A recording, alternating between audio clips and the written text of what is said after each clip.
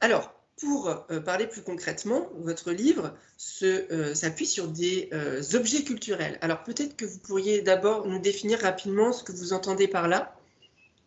Qu'est-ce que c'est qu'un objet culturel pour vous de la Renaissance?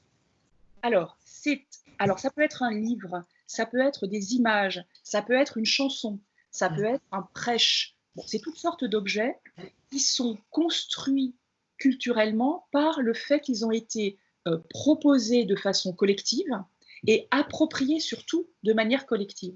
C'est l'idée d'usage en fait, hein. C'est parce qu'il y a un usage collectif et différencié, parce qu'une collectivité n'a jamais une appropriation unique d'un objet, que quelque chose devient un objet culturel. C'est vraiment par le biais de cette transmission collective et de ces appropriations à la fois collectives et diversifiées que quelque chose devient un objet culturel.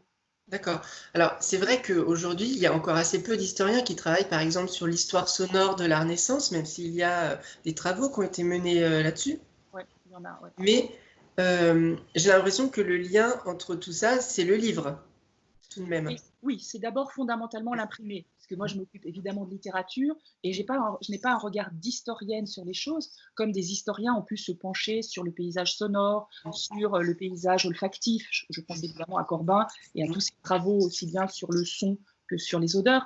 Alors, les historiens se penchent aussi sur ces aspects-là de la Renaissance. Moi, la focalisation se fait d'abord via des objets imprimés, donc essentiellement du texte, des images.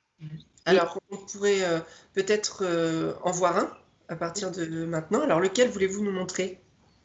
Alors, il y en aurait beaucoup, évidemment. J'ai envie d'en montrer un parce que c'est un objet qui a été analysé comme un livre populaire. Et justement, j'aimerais bien montrer que ça ne va pas du tout comme étiquette, hein, de l'appeler populaire. Il s'agit de La merveilleuse histoire de l'esprit qui s'est apparue à Lyon en l'abbaye de Saint-Pierre.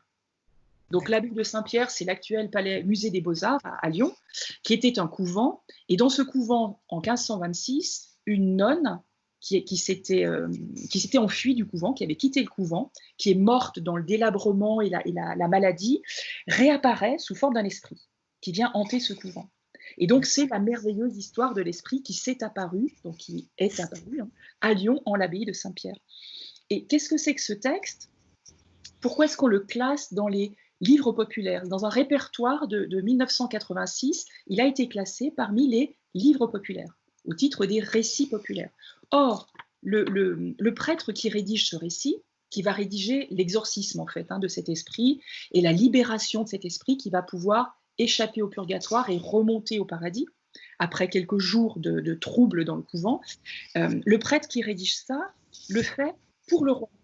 Le livre est adressé au roi. Au début, on voit offrir son livre au roi, hein, c'est la première gravure, et ensuite, il y a une adresse précise au roi qui se termine, hein, par une sorte de péroraison au roi pour agir contre les luthériens.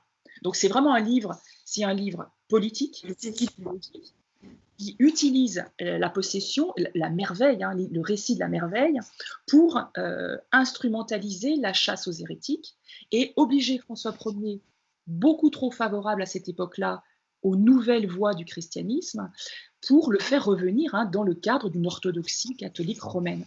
Et donc voilà, c'est un objet merveilleux parce que c'est plein de suspense, plein d'aventures absolument invraisemblables, des images magnifiques où on voit cette nonne qui est une demi-nonne, elle n'est qu'en buste dans le couvent où les nonnes sont en pied et en robe, elle apparaît en buste posée sur le carreau du sol, tant qu'elle est possédée, tant qu'elle n'est qu'un esprit, et à la dernière gravure, au dernier bois gravé, elle va retrouver toute sa stature avec des jambes, le trou va être associé aux jambes, elle va redevenir une nonne parce qu'elle a été libérée par l'exorcisme et qu'elle va pouvoir sortir du purgatoire pour rejoindre la Jérusalem céleste.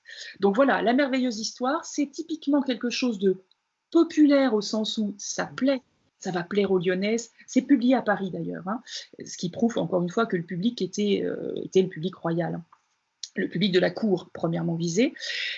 Ça plaît évidemment à ceux à qui on va raconter cette histoire, hein, mais il y a un enjeu qui n'est pas du tout un enjeu populaire, qui est l'enjeu de la prédominance de l'Église catholique dans la gestion de la religion et le fait de ramener le roi à quelque chose de beaucoup plus orthodoxe. Donc, livre politique, livre courtisan, livre populaire, oui, il y a tout ça. Il y a toute cette circulation, cette utilisation des récits extravagants, du surnaturel, l'instrumentalisation du surnaturel, pour faire admettre la puissance de notre Sainte Mère l'Église. Parce que c'est ça, il termine là-dessus, évidemment, le prêtre, notre Sainte Mère l'Église.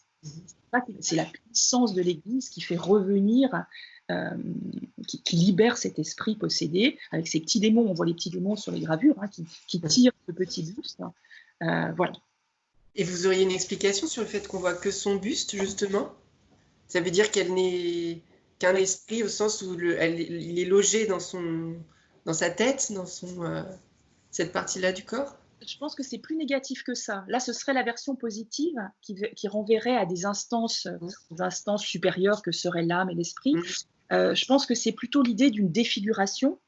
L'homme est incarné. Dans la religion chrétienne, le corps est quelque chose qui est très important, évidemment, puisque c'est le corps à la manière de l'incarnation du Christ. Or, elle n'a qu'un corps mutilé.